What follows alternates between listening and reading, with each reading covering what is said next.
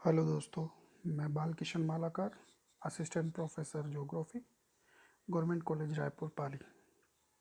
आज हम मानव भूगोल विषय के कुछ टॉपिक पर बात करेंगे। टॉपिक का नाम है नवनिश्चयवाद या नियो डिटर्मिनिज्म।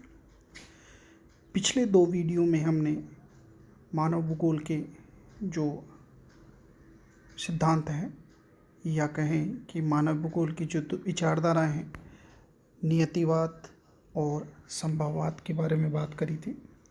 नियतिवाद जर्मन विचारधारा मानी जाती है मुख्यतः, जबकि संभववाद को मुख्यतः फ्रांसीसी विचारधारा मानी जाती है। दोनों ही विचारधाराएं अतिवाद की ओर इशारा करती हैं या अतिवाद को प्रस्तुत करती हैं।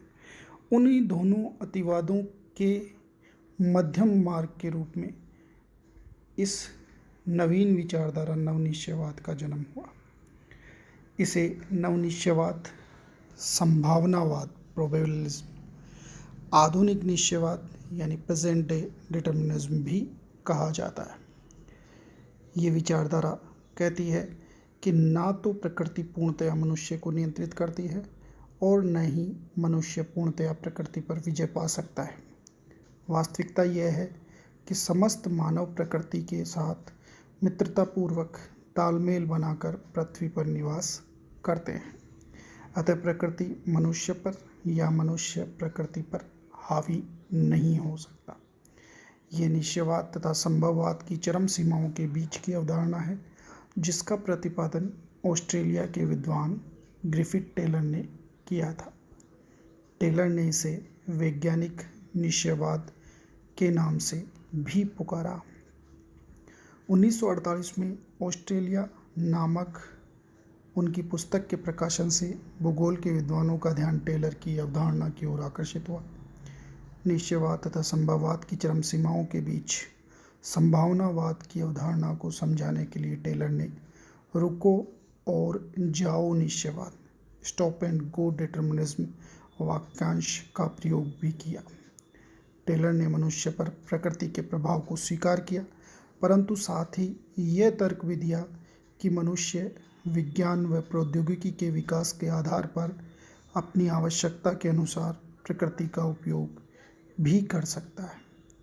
मानव किसी भी देश के विकास की गति को तेज कर सकता है, धीमी कर सकता है या उसे अवरुद्ध कर सकता है, परंतु यदि वह बुद्धिमान है तो उसे प्रकृति द्वारा दर्शाई गई दिशा से दूर नहीं जाना चाहिए।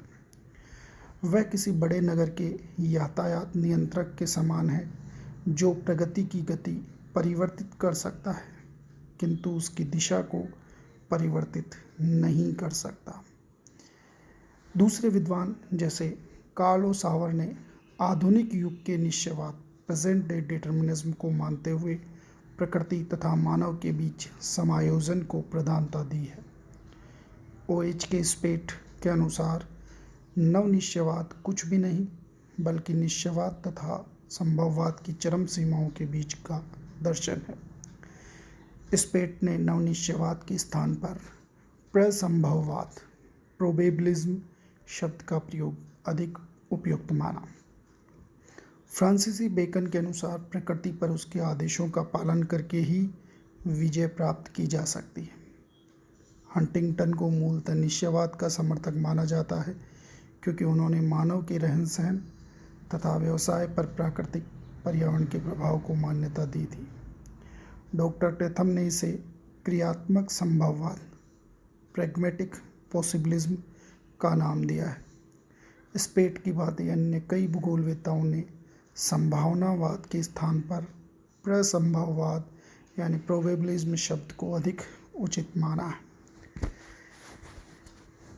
पिछले वीडियोस और वर्तमान वीडियो में हमने मानव भूगोल की तीनों ही प्रकार की इन विचारधाराओं का अध्ययन किया है।